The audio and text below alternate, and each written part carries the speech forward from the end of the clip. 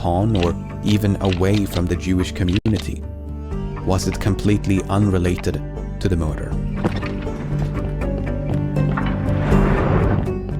Similar questions would soon be raised by a few letters which had supposedly been written and posted by the killer.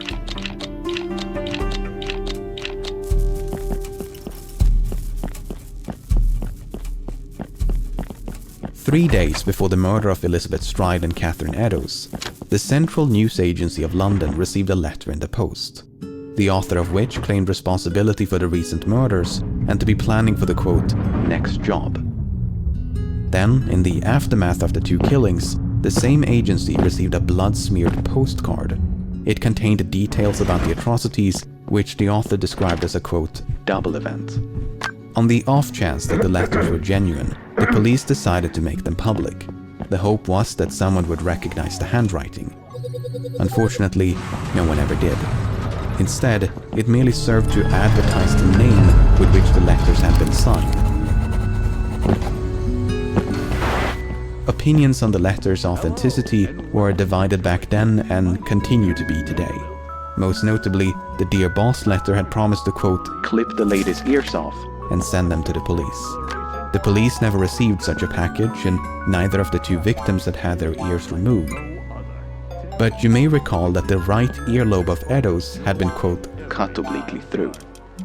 Was this a botched attempt by the killer to keep their promise? Or was it merely one of numerous lacerations with no connection to the letter?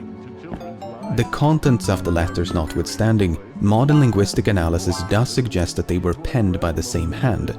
So, hoaxes or not, the authors were likely one and the same. However, the handwriting bore quote, no resemblance at all to the message written above the torn patch of apron. Now, the publication of the letters inspired an onslaught of copycats. Agencies all over London were soon inundated with correspondence imitating the other two. But at least one of them might have been genuine, not because of the contents of the letter, but rather the contents of a box with which it was delivered.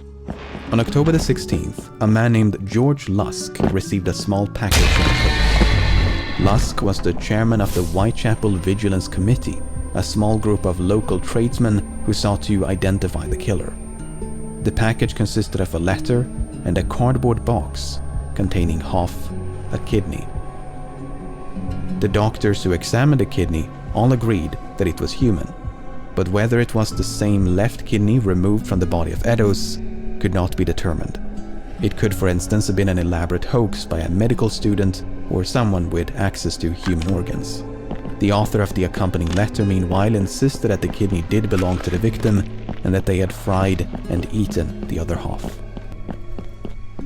A popular theory at the time, and one that still is today, was that some of the letters had been fabricated by the press. According to Chief Inspector John Littlechild, the letters were, quote, a smart piece of journalistic work. Assistant Commissioner Robert Anderson dismissed the letters as, quote, the creation of an enterprising London journalist. Meanwhile, Chief Constable Melville McNaughton thought he could discern the, quote, stained forefinger of the journalist. There are a few candidates for who this journalist might have been, but there is no solid evidence against any one of them.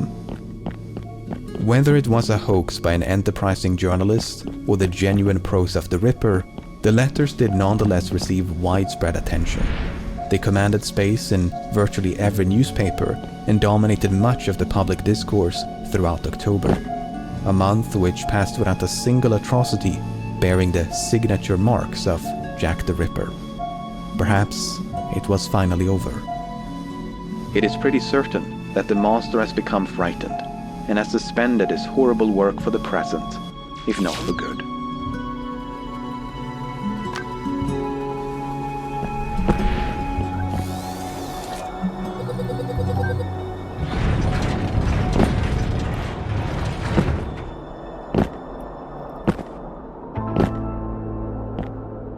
On the morning of November the 9th, a merchant and property owner named John McCarthy was going through his bookkeeping.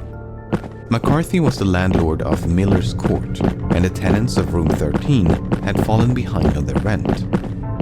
McCarthy sent at once for his assistant, Thomas Boyer, to collect the money at 11:15. After knocking twice without response, Boyer went around the corner to peer through a window. But his view was obstructed by a coat or curtain, so Boyer had to reach through a broken window pane to pull it aside. That's when he saw the severely mutilated body of a woman lying upon a bed in the corner of the room. Miller's court was soon crawling with police, but the door to room 13 was locked and had to be forced open with a pickaxe. What they found inside was truly the stuff of nightmares. The sight we saw, I cannot drive away from my mind. It looked more like the work of a devil than of a man. The whole scene is more than I can describe. I hope I may never see such a sight again. Dr. George Phillips described the body as, quote, cut all to pieces. Dr. Thomas Bond described the woman's face as, quote, hacked beyond recognition. The abdomen had been, quote, emptied of its viscera, while the throat had been, quote, severed all round, down to the bone. The body had been monstrously disfigured, with loose organs dispersed all around it. The room itself was sparsely furnished and offered little in the way of clues. 2 tables, 1 or 2 chairs, and a small cabinet. Amongst the ashes of a fireplace, the police found patches of burned clothing. Had the killer tried to dispose of evidence, or had it merely been used for warmth and light? The victim was identified almost immediately. Her name was Mary Jane Kelly, and she was the tenant of 13 Miller's Court. But nearly everything about Kelly's life is shrouded in mystery. She was presumably of Welsh or Irish descent and in her mid-20s, making her the youngest victim by far. But given that no matching records of a Mary Jane Kelly have been found, it's probable that she was using a fake identity. In any case, Kelly had not been living alone. Up until a few days before the murder, she had cohabited with a man named Joseph Barnett. They had only separated on October the 30th because Barnett disapproved of Kelly's prostitution and the people with whom she associated. But they did see each other again. On the evening of November the 8th, Barnett paid Kelly a visit. Upon his arrival, he found Kelly in the company of a woman who was just about to leave. Unfortunately, there are conflicting accounts about who this woman was, when Barnett arrived, and how long he stayed. If we choose to believe Barnett, he arrived at some point between 7 and 7:45 and left before 9 o'clock. Shortly before midnight, Kelly was spotted in the company of a man by her neighbor, Mary Ann Cox. When Cox passed the couple, they were about to enter Kelly's room. Cox bid Kelly goodnight, but she was, quote, very much intoxicated and barely able to respond. Once they had gone inside, Cox could hear Kelly singing. When Cox then left the court about an hour later, Kelly could still be heard singing. By 2 o'clock, Kelly had apparently ventured back outside, where she was spotted by a man named George Hutchinson. The two of them were supposedly well acquainted, and Kelly had asked if he could spare a few coins. But Hutchinson was broke, and Kelly was desperate for money, so they soon parted ways.